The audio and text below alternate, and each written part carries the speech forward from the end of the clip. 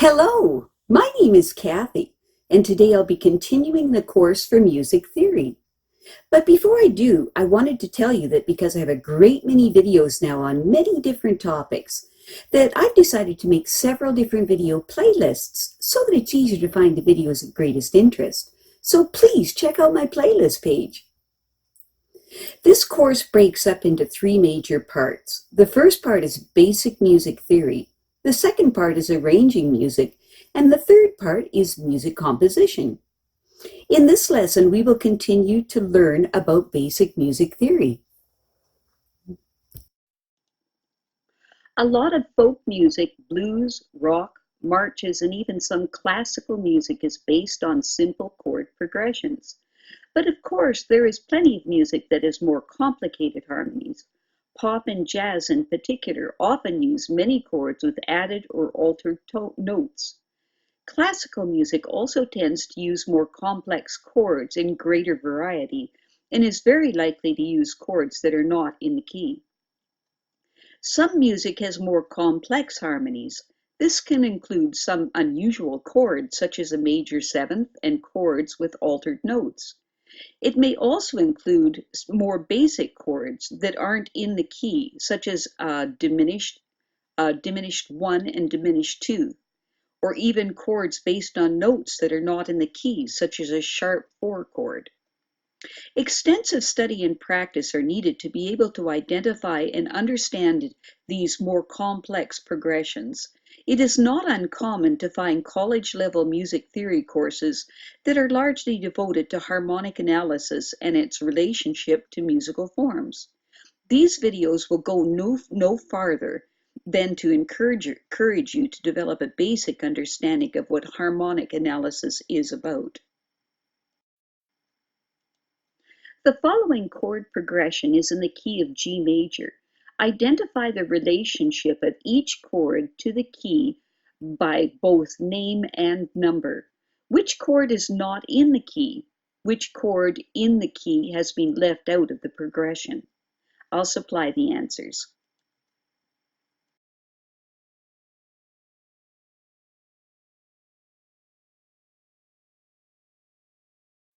And here are the solutions so that you can check your work.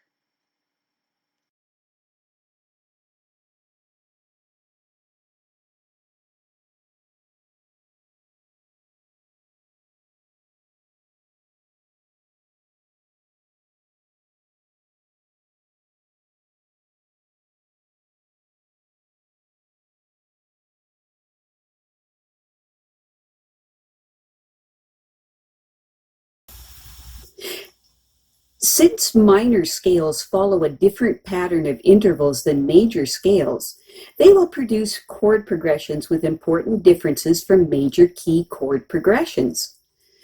Write triad chords that occur in the key of A minor, E minor, and D minor. Remember to begin each triad on a note of the natural minor scale and to include only notes in the scale in each chord. Which chord relationships are major? Which are minor? Which diminished? I'll provide the answers. And here are the solutions so that you can check your work.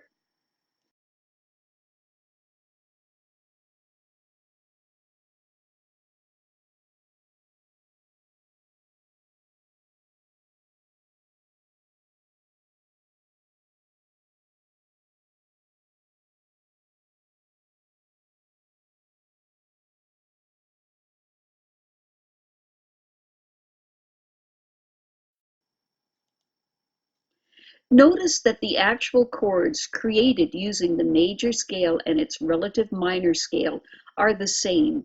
For example, compare the chords in A minor to the chords in C major. The difference is in how the chords are used. In the key of C major, the chord progressions will likely make it clear that C is the tonal center of this piece. For example, by featuring the bright-sounding major, tonic, dominant, and subdominant chords of C major, G7, or F major, particularly in strong cadences that end on a C chord. If the piece is in A minor, on the other hand, it will more likely feature,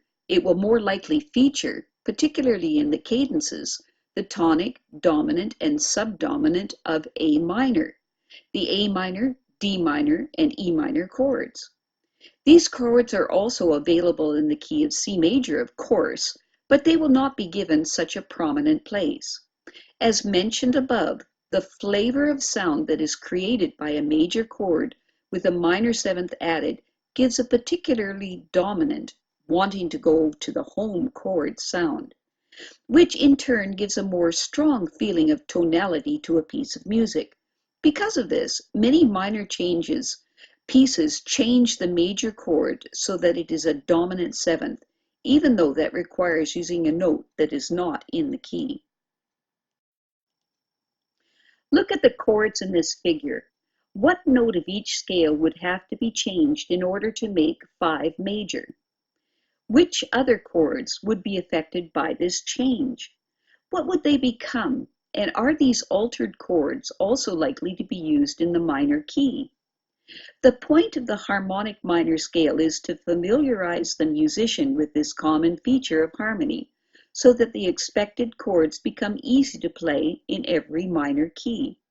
There are also changes that can be made to the melodic lines of a minor key piece that also make it more strongly tonal. This involves raising, by 1/2 step or a semitone, both the 6th and the 7th scale notes, but only when the melody is ascending. So the musician who wants to become familiar with melodic patterns in every minor key will practice melodic minor scales, which use different notes for the ascending and descending scale. You can begin practicing harmonic analysis by practicing identifying whether a piece is in a major key or its relative minor. Pick any piece of music for which you have the written music and use the following steps to determine whether the piece is a major or minor key. Is it a major or minor key? Start by identifying the chords used in the piece, particularly at the very end, and at other important cadences. These are places where the music comes to a stop or resting point. This is an important first step that may require practice before you become good at it. Try to start with simple music, which either includes the names of the chords or has simple chords in the accompaniment that will be relatively easy to find and to name. Next, find the key signature. Then, determine both the major key represented by that key signature and its relative minor, the minor key that has the same key signature. Now look at the very end of the piece. Most pieces will end on the tonic chord. If the final chord is the tonic of either the major or minor key for that key signature, you have almost certainly identified the key. If the final chord is not the tonic of either the major or the minor key for that key signature, there are 2 possibilities. One is that the music is not in a major or minor key.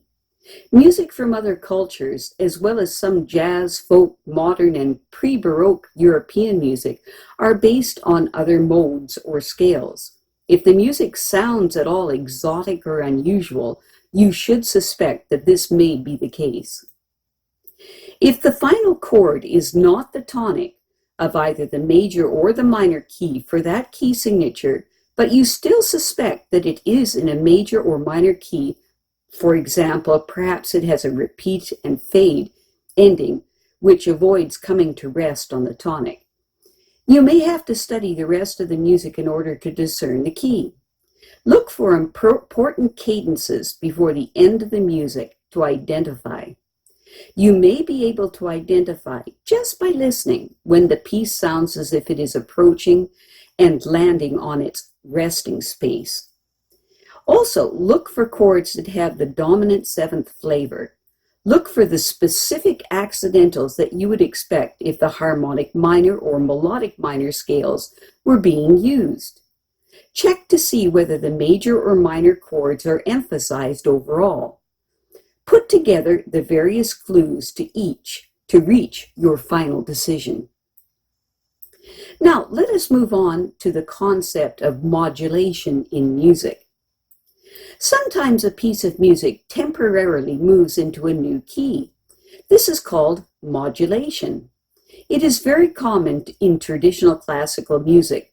Long symphony and concerto movements almost always spend at least some time in a different key, usually a closely related key, such as a dominant or subdominant of the relative minor or major key, to keep things interesting. Shorter works, even in classical style, are less likely to have complete modulations.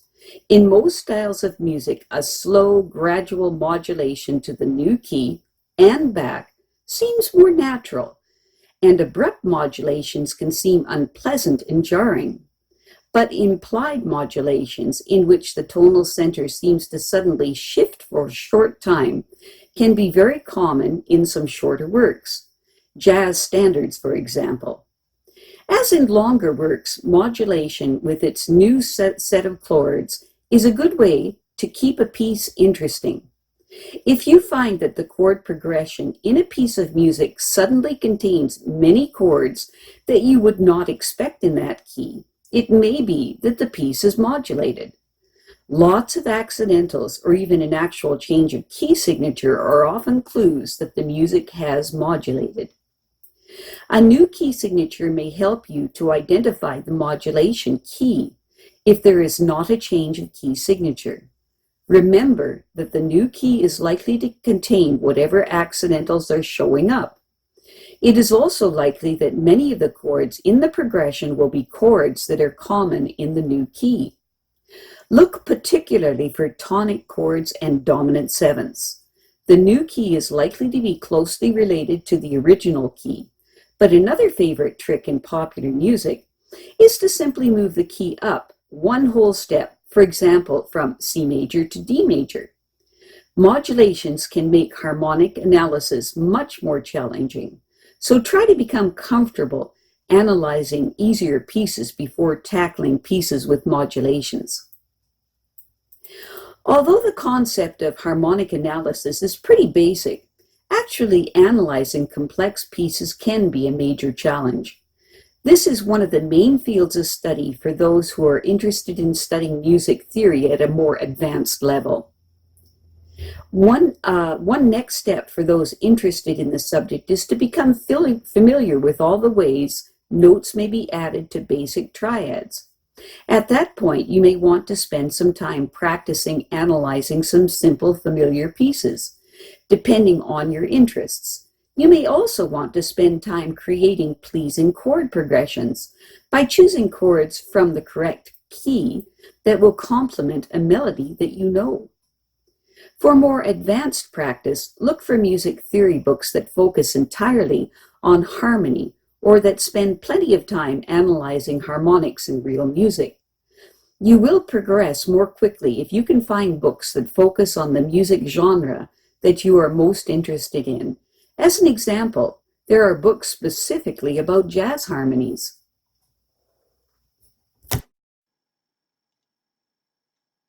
Here are the musical terms to memorize for this week. Fine, the end. MD or mano destra, Italian for right hand. MS, mano sinistra, Italian for left hand. Subito, suddenly. Vivo, lively.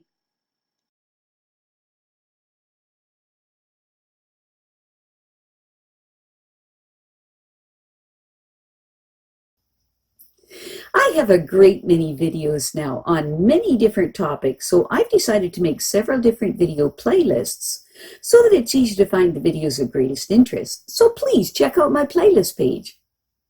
Well, that's it for now. To stay up to date with my latest videos, make sure to subscribe to this free YouTube channel by clicking the red subscribe button right below this video. Take care.